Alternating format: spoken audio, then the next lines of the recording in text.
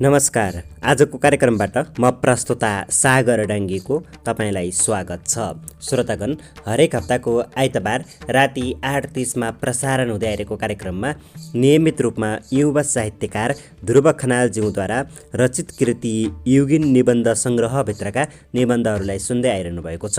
योभन्दा अघिल्लो श्रृङ्खलामा 4वटा निबन्धहरूलाई वाचन गरेर सुनाएको थिएँ र आजको श्रृङ्खलामा पनि युगीन निबन्ध सङ्ग्रहभित्रका निबन्धहरूको साथमा उपस्थिति भइसकेको छु। श्रोतागण, योभन्दा अघिल्लो कार्यक्रममा वाचन गरिएका अरू साहित्यिक रचनाहरूलाई पनि सुन्न सक्नुहुनेछ। कृपया सुनिसकेपछि तपाईँलाई जस्तो लाग्छ त्यस्तै प्रतिक्रिया पनि जनाउन सक्नुहुनेछ। अब आजको श्रृङ्खलाको पहिलो निबन्धबाट वाचन सुरु गर्छु।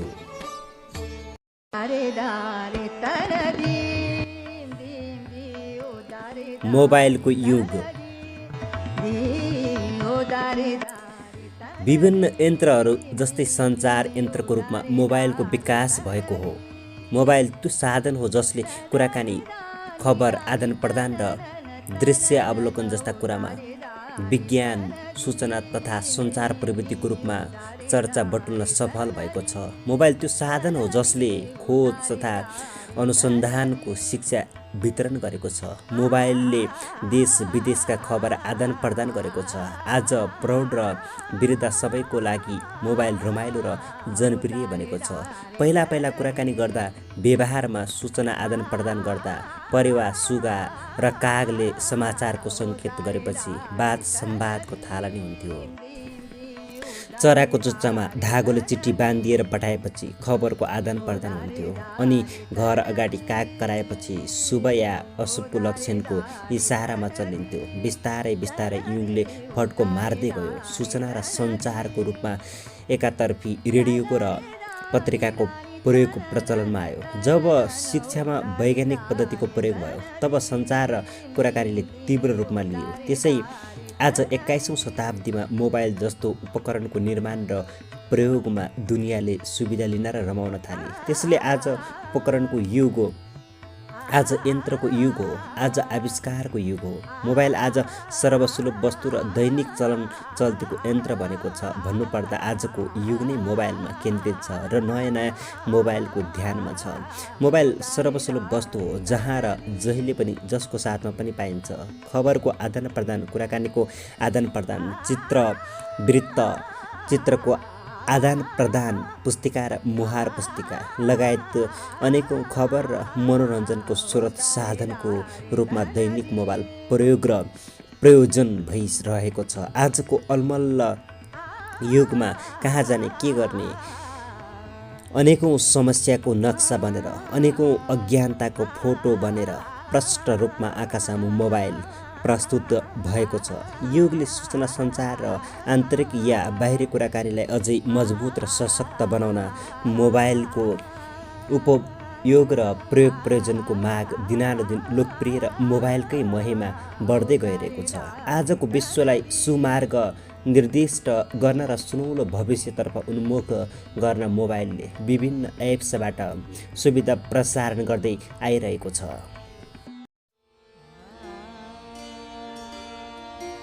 दृश्य अवलोकनलाई खाकाको रूपमा, फाइलमा, दस्तावेजको रूपमा राख्न, देश विदेश, गाउँ सहर, घर कुराकानी गर्न मोबाइलले समुन्नत र समृद्धिको सञ्चारको भूमिका निर्वाह गरेको छ। हिजो कसले के गर्यो, कहाँ के भयो, सब अन्धधुन्ध र रूढिवादी परम्परामा बखान हुन्थ्यो। हिजोको समाज अन्ध समाज झैँ अड्कल र अनुमानबाट चल्नु पर्दथ्यो।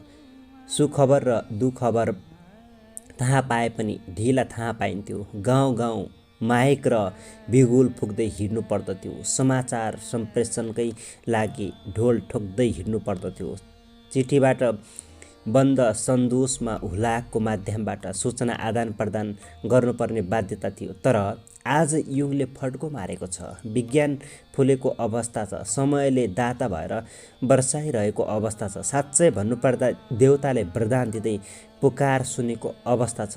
आज मोबाइलकै माध्यमबाट समस्त विश्वको कुना कुना सजिलै दृश्यावरण सहित कुराकानी गर्न सकिन्छ। आज विश्वको हरेक कुना कुनाको खबर सजिलै कोठामा बसेर हेर्न सकिन्छ। आज नबुझेका र नजानेका हजारौँ वस्तुको विषयमा मोबाइलबाटै जान्न र जानकारी पाउन सकिन्छ। यो विज्ञानमय ऐतिहासिक उपलब्धि भनेर ठोकुवा गर्न सकिन्छ। विकसित देशमा मोबाइलबाटै कार्यालयको काम हुन्छ, मोबाइलबाटै योजना र आविष्कारका सुरुवात हुन्छ।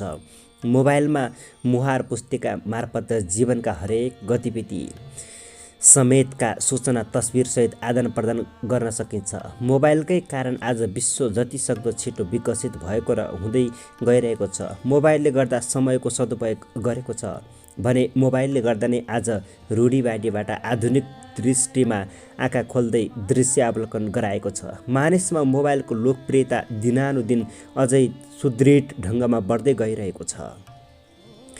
मोबाइलबाटै रोजगारी प्राप्त भएको छ। प्रापूर्व कालमा सिप र कला भए पनि अभाव र कष्टको जीवन जिउन बाध्य हुनु पर्दथ्यो, तर आज मोबाइलमा आफ्नो सिप कला र दक्षताको प्रसारण देश विदेशमा ख्याति कमाउन सफल भएका हजारौँ उदाहरणहरू छन्। मोबाइलमै आफ्नो प्रसारण र बौद्धिकता प्रस्टाए करोडौँ कमाउनेहरू पनि हजारौँ छन्। हिजो किताब पढ्दा टुकी र दियालो बालेर पढ्नुपर्ने र गुजारा चलाउनु पर्ने बाध्यता थियो। जति पढे पनि शैक्षिक उपलब्धि त हुन्थ्यो होला, तर व्यावहारिक उपलब्धि भने शून्यान्तर नै देखिन्थे। तर आज बालबालिका युवा युवती र वृद्ध वृद्धाको पनि जीवनमा ठुलो ज्ञान र चेतना मोबाइलकै कारण भएको छ। मोबाइलले हरेक दिनचर्यालाई सहज र छिटो छरितो गर्दै लगेको छ। आजको देश विकासमा समृद्धि साकार पारेर देशमा विकासको गति लिन पनि मोबाइलले टेवा पुर्याइरहेको छ। सिङ्गो देशलाई नै मोबाइलले विश्वमा चिनाउँदै गइरहेको छ।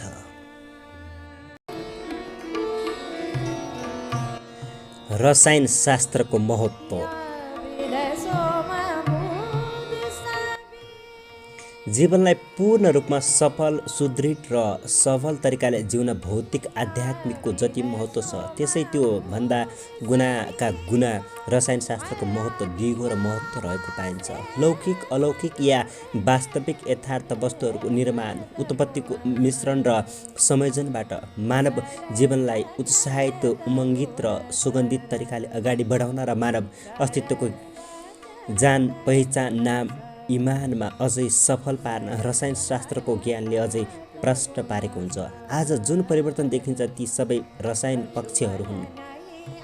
मानवको कल्पनाभन्दा बढी बाहिरको वस्तुलाई विज्ञानमय ढङ्गमा पृथ्वीका हरेक वस्तु जादुमय छन् जस्तै वास्तविक अनुभूतिमा दृश्यमा प्रष्ट यथार्थमा देखिनु नै रसायनशास्त्रको अनुपम आविष्कार हो। जीवनलाई वैज्ञानिक पद्धतिमा जीवन स्तर उन्नति गर्नु र हरेक वस्तुको स्तरमा सुधारले जीवनलाई स्वर्णिम बनाउन रसायन आवर्तन र भौतिक परिवर्तनले महत्त्वपूर्ण भूमिका निर्वाह गरेको हुन्छ। विकसित रूपमा बदल्न, नयाँ ज्ञानलाई परिपूर्ण पार्न र अन्तर्मनले रचना कल्पिएका वास्तविक वस्तुको खोज अनुसन्धानबाट अनुसरण, निर्माण तथा उत्पत्ति र आविष्कार विकसित जीवनको निर्माण गर्न रसायनशास्त्र झनै लाभदायक र उत्साहित र रहस्यमय देखिन्छ। रहस्यमय वस्तुहरू मानव माझ प्रष्ट उपयोग र उपभोगमा ल्याउन रसायनशास्त्र, रसायन विज्ञान र रसायन ज्ञानले महत्त्वपूर्ण भूमिका रहेको हुन्छ। आध्यात्म, भौतिक र रसायनको मिश्रणबाट नै समुन्नत र समृद्धि प्राप्त संसार बन्ने कुरा यसरी प्रष्ट हुन्छ। अनेकौँ वस्तुलाई अनुसन्धान, अनेकौँ वस्तुलाई नियाली संयुक्त मिश्रण र संयोजनबाट झनै नयाँ वस्तुको निर्माण तथा आविष्कार गर्नु नै रसायनशास्त्रको करामत हो भनेर पनि बुझ्न सकिन्छ। हिजो प्रापूर्व कालमा देवज्ञानले प्रचार र महिमा पायो अनि आध्यात्मको विकास हुँदै गयो। लामो समयको खोज र वैज्ञानिक अनुसन्धानमा वैज्ञानिकहरू जुट्नै रहे र नयाँ नयाँ कुरा पत्ता लगाउँदै युगानुकूल नयाँ नयाँ आविष्कार आजको वर्तमान युगमा प्रचलनमा ल्याउँदै गरे। इतिहासमा उपकरण थिएन, औजार थिएनन्। घाँस बाँस र कपासको पनि दुर्लभ र अभाव नै थिए। भगवानलाई पुकार्दैमा पनि वरदानबाट टक्रक्क अगाडि आउने थिएन।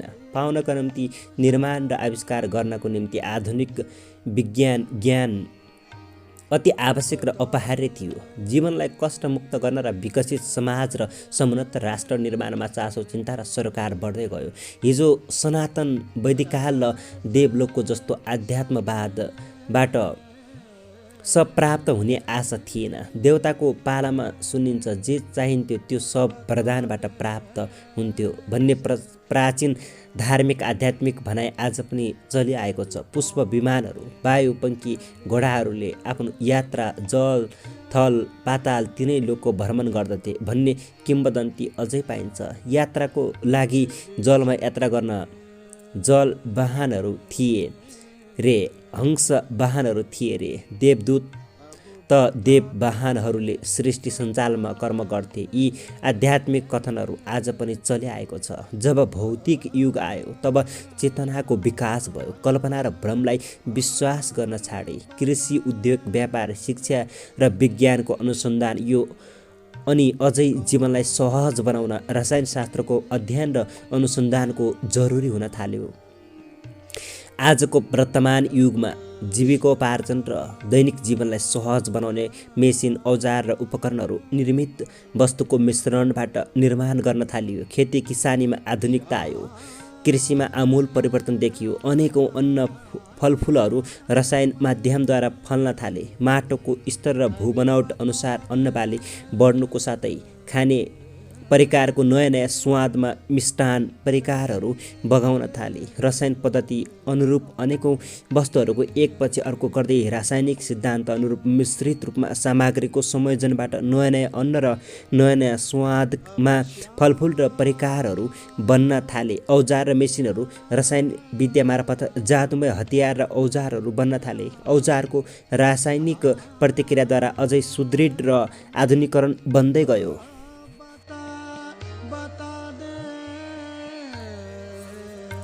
नयाँ नयाँ यन्त्रहरूको आविष्कार हुँदै गयो। रेडियो, टिभी, मोबाइल, घडी लगायत अनेकौं मनोरञ्जन र समय सूचक यन्त्रहरू रसायन माध्यमबाट बन्न थाले। अनेकौं आणविक औजार र वायुयानहरू बन्न थाले। आणविक प्रतिक्रियाबाट घर्षण र ताप उत्पन्न गराई विमान, रकेट र अन्तरिक्ष यानको समेत उडान भयो। विभिन्न केमिकल र रसायनको संयोजनबाट अनेकौं रोगको औषधिहरू बनाइयो जसले मानव जीवनलाई स्वस्थ र कष्टरहित बनाउन थाल्यो। रसायनशास्त्र युगको त्यो अणु र परमाणु हो जसले समस्त सृष्टि जगतलाई नै हाँक्ने गर्दछ। रसायनशास्त्र त्यो जादु हो जुन रहस्यमय वस्तुहरूलाई वास्तविक र यथार्थ रूपमा उजागर गर्ने काम गर्छ। रसायनशास्त्र त्यो विज्ञान हो जसले मानव जीवनको हरेक आवश्यकतालाई पूरा र पूर्ति गर्छ।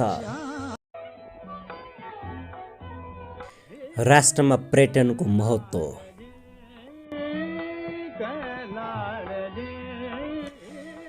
पर्यटकहरूको आगमन देशको हरेक क्षेत्रको भ्रमण गर्न तय भएको पर्यटन महोत्सव नै भ्रमण वर्ष या पर्यटन वर्षको नामले परिचित हुन्छ। देशमा भएका अनेकौं प्राकृतिक दृश्य अवलोकन गर्न पर्यटकलाई आकर्षक गर्ने निश्चित योजना र मनोरम वस्तुहरूको सामग्री प्रदर्शन गर्ने पर्यटन महोत्सवको मुख्य योजनाको प्रारूप हो।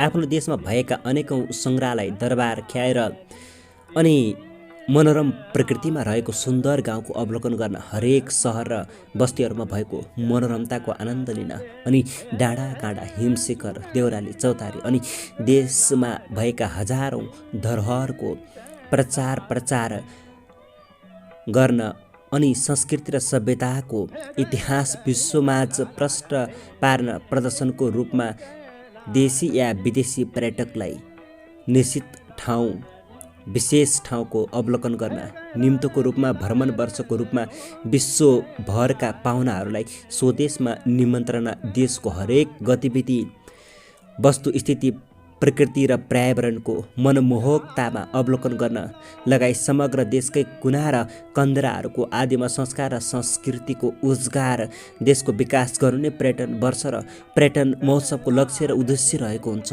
पर्यटनको आगमनको सजावटमा पर्यटकहरूलाई लाभान्वित पार्ने पर्यटन वर्षको तयारी हुनु भने जरुरी नै हुन्छ। गाउँघरको प्राचीन वस्तुहरू, ढिकी, जाँतो, मुसल, ओखल, उट्कल, सिलौटा, चनौटा, डोका, नाम्ला जस्ता हस्तकलामा सामग्रीले पर्यटकहरूलाई खुसी बनाउने मात्र होइन, यी प्राचीन वस्तुको दृश्य अवलोकनबाट यहाँको ऐतिहासिकता समेत झल्कने व्यवहार अवगत हुन्छ। त्यसैले देशमा प्राचीन युगदेखि नै नेपालमा हस्तकलाको विकास भएको रहेछ भन्ने प्रश्न हुन्छ।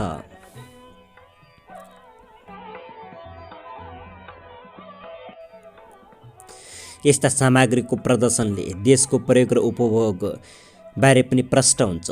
यसले नेपालमा प्राचीन कालदेखि नै कृषिमा विकास भएको भन्ने बुझिन्छ। त्यस्तै हँसिया, कुटो, कोदालो, खुर्पा, बन्चरो, कोदाली, हलो आदि वस्तुको प्रदर्शनले नेपालमा प्राचीन कालदेखि नै फलामको प्रयोग र कालीगढले फलामका हजारौँ हतियार र औजारहरू बनेको प्रस्ट्याउँदै यहाँको आदिकला पनि झल्काउँछ। यस्तै यहाँका हजारौँ काष्ठ मूर्तिहरू, हजारौँ ताम्र मूर्तिहरू अनि यहाँका हजारौँ शिला मूर्तिहरूले यहाँ प्राचीन कालदेखि नै कालीगढहरूको देश रहेछ र यहाँ हरेक देवी देवताको बास रहेको रहेछ भन्ने शिलालेखहरू, ताम्रलेखहरू र काष्ठलेखहरूले तिथिमिथि सहित प्रश्न पार्दछ, जसले विदेशी र स्वदेशी पर्यटकलाई आनन्दित र मनमोहक मात्र नबनाई नयाँ ऐतिहासिक ज्ञानको समेत प्रश्न पार्दछ, जसले देशको गौरव बढाउनुको साथै काष्ठकला, मूर्तिकला, प्रस्तर, ताम्रकला र अनेकौँ कलाको विकास आदिमा कालदेखि नै भएको र देशको अस्तित्वको समेत ताजा जानकारी प्रचार गर्दछ। यहाँका खानपान, परिकार, दिनचर्या, रीतिरिवाज र पर्व मेलाले पर्यटकको मन हर्षित पार्ने मात्र होइन, यहाँको जीवनस्तर र यहाँको परम्परा, कला, संस्कृतिको पनि ठाउँ विशेष र स्थानबाट अर्को ठाउँमा सकारात्मक सूचना र ऊर्जाशील ज्ञानको प्रचार गर्दछ। भ्रमण वर्षमा प्रदर्शन हुने सयौँ ठाउँ वस्तु विशेष र सामानले यहाँको राष्ट्रिय गौरवलाई समेत अगाडि बढाउँछ। स्वर्गभूमि नेपाल श्रीखण्ड, रक्त चन्दन र हजारौँ जडीबुटीको देश हो। स्वच्छ हावापानी, मनोरम टलल हिमाल अनि सुनौलो चट्टानले बनेको पहाडको दृश्यले मनै लोभ्याउँछ। नमेटिएका प्यास र जीवनका अनेकौँ तृप्तिहरू भ्रमणको अवसरमा हेरेर मन आनन्दित हुन्छ। यहाँ देशको विकासको लागि वर्षै नै नेपाल सरकारबाट भ्रमण वर्षको आयोजना हुन्छ, जसको मूल उद्देश्य नै देशको सुगमलाई अझै सुगम र दुर्गमलाई अति सुगम बनाइरहेको हुन्छ। हाम्रो देश नेपाल प्रकृतिको मात्र नभई धार्मिक रूपमा पनि अटल र मजबुत देशको गाउँ-गाउँमा, जिल्ला मात्र नभई सिङ्गो देश नै मठ मन्दिरको देश भनेर चिनिन्छ। यहाँको प्राकृतिक मनोरमको अनेकौँ तीर्थस्थलमा 12 महिना पर्यटनको घुइँचो हुन्छ। कला कौशल झल्किएको मठ मन्दिर, गुम्बाहरू पाइला पाइला, बस्ती अनि सहरमा देखिन्छ, जसको मनोरमले मनै लोभ्याउने मात्र होइन, मनोरमता र प्राकृतिक रमणीयताले हृदय नै लालायित बनाउँछ। देशमा आन्तरिक या बाहिरी पर्यटनको विकास गर्न सके देशमै रोजगारी र देशमै आर्थिक उपार्जन भई राष्ट्र नै धनी बन्न सक्ने सन्देश भ्रमण वर्षले दिइ नै रहेको हुन्छ। देशमा भएका ठुला साना र मझौला उद्योगले पर्यटनलाई अझै आनन्दित बनाउँछ। आँखा अगाडि बन्ने हजार कलाले देश विकासको खाका कोर्दछ। देशमा भएका भौतिक संरचनाहरूले पर्यटकको मनै आकर्षित गर्दछ। देशमा राष्ट्रिय रूपमा पर्यटन भ्रमण वर्ष मनाउनु देशको गौरवको कुरा हो। देशको कुना र कन्दराहरूको विकास गर्न भ्रमण वर्ष अपहार्य र नितान्त आवश्यक छ। पर्व मेला र गीत गजल विभिन्न लयमा गाउँदै पर्यटक झनै आकर्षित र आनन्दित हुन्छन्। यहाँको मौलिक गीत र सङ्गीत समेत झल्काउने हुन्छ। भ्रमण वर्ष नै हाम्रो चिनारी हो। राष्ट्रिय अनुशासन नीति नियमको प्रबन्ध हो।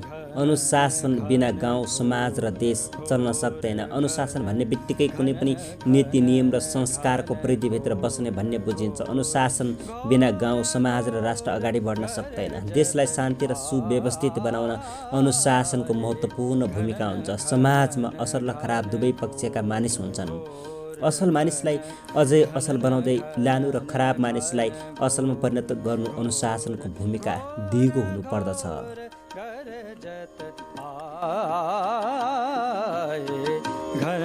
अनुशासन त्यो आचरण हो जसले मानिसको जीवन प्रक्रियाले नै परिवर्तन गरेको हुन्छ। गाउँ समाजलाई सभ्य र भव्य बनाउन अनुशासन अपरिहार्य रहेको छ।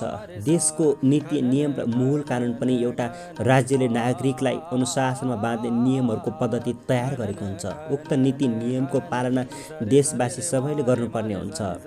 अनुशासन बिना विकास पनि हुँदैन। जब अनुशासनमा गाउँ हुन्छ तब अनुशासनमा सहर हुन्छ। यस्तै अनुशासनले नै राष्ट्रको उच्च चरम चुलीमा पुर्याएको हुन्छ। अनुशासन घरबाटै हुन्छ, अनुशासन परिवारबाटै हुन्छ।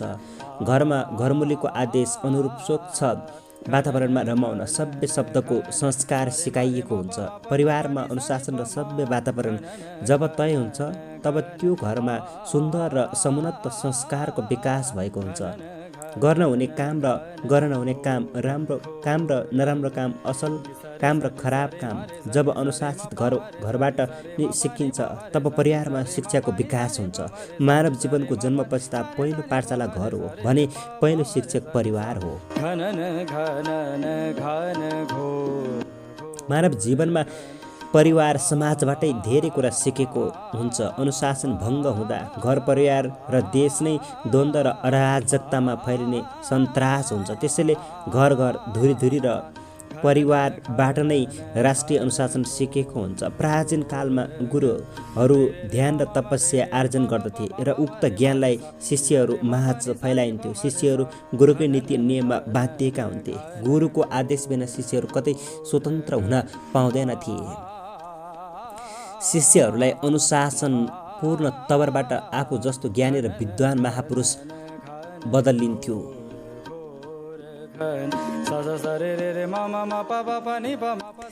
यस्तै प्राचीन कालमा गुरु शिक्षा, चैत्य शिक्षा, मद्रासा शिक्षा, अन्य गुम्बा शिक्षाको विकास भइसकेको थियो। शिक्षार्थी तथा चेलालाई गुरुले सुसंस्कार र सुशासन सिकाएर समाज र राष्ट्रमा चिनाइन्थ्यो। युग परिवर्तनमा आज 21औं शताब्दीमा आइपुग्दा हजारौं नीति नियम र रीतिथिति बनेको छ।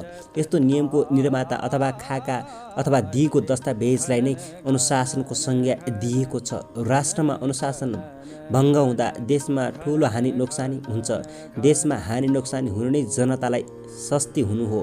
राज्यको मूल कानुन परिपालना गर्नुपर्छ। राज्यको आचार संहिता प्रत्येक नागरिकले परिपालना गर्नुपर्छ। आफूले आफूभन्दा ठुलालाई आदर सत्कार गर्नु, सानालाई माया गर्नु, राम्रो काम गर्नेलाई उत्साहित र पुरस्कृत गर्नु, अपराध र नराम्रो काम गर्नेलाई कानुनबाटै दण्डित गर्नु, सजाय दिनु अनुशासनका उदाहरणहरू हुन्। राज्य सिद्ध नागरिक भइसकेपछि राज्यको नीति नियम र मूल कानुन सम्बन्धी ज्ञान अनिवार्य हुनुपर्दछ। एउटा असल नागरिकले गाउँ समाज र राष्ट्रलाई उद्गम बिन्दुमा पुर्याउने एक जन्मसिद्ध नागरिकको प्रमुख कर्तव्य हो।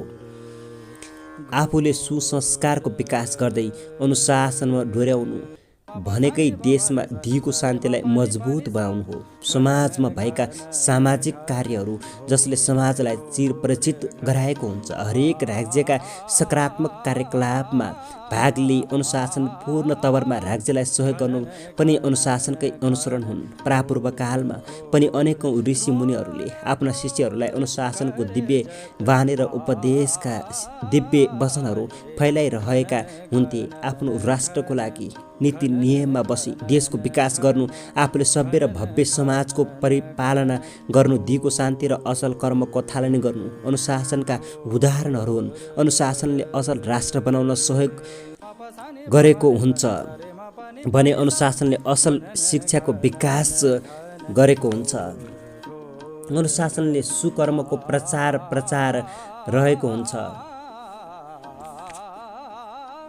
राष्ट्रको नागरिक भएपछि राज्यको नीति र नियममा बस्नुपर्छ। नकारात्मक क्रियाकलाप व्यवस्थामै खलबल पुर्याई दण्ड तथा जरिवानाको कष्ट पनि अनुशासनको उदाहरण हुन्छ। भनिन्छ शिक्षा आँखाको ज्योति हो, भनिन्छ शिक्षा विकासको मूल हो, तर त्योभन्दा पहिला अनुशासन नै आउँछ। अनुशासन बिना घर, नगर, सहर र राष्ट्र नै अघि बढ्न सक्दैन।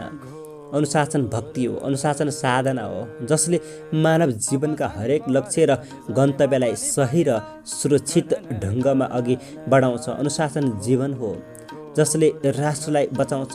गौतम बुद्ध जस्ता त्यागी र अनुशासित भएको कारण हाम्रो देश नेपाल विश्वमा शान्तिको देश भनेर चिनिन्छ भने गौतम बुद्धलाई एसियाकै तारा भनेर पनि चिनिन्छ। यसरी अनुशासन नै महत्त्वपूर्ण छ।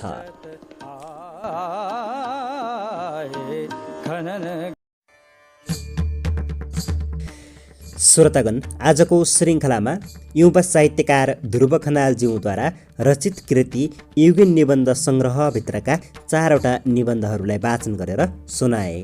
आजको श्रृङ्खलामा यतिन्जेलसम्म रहेर साथ दिनुभएकोमा हार्दिक धन्यवाद। अब अर्को श्रृङ्खलामा आउने नै छु। तबसम्मका लागि आजको श्रृङ्खलाबाट म प्रस्तोता सागर डाङ्गी बिदा हुन्छु। नमस्कार, शुभ पल, शुभ क्षण।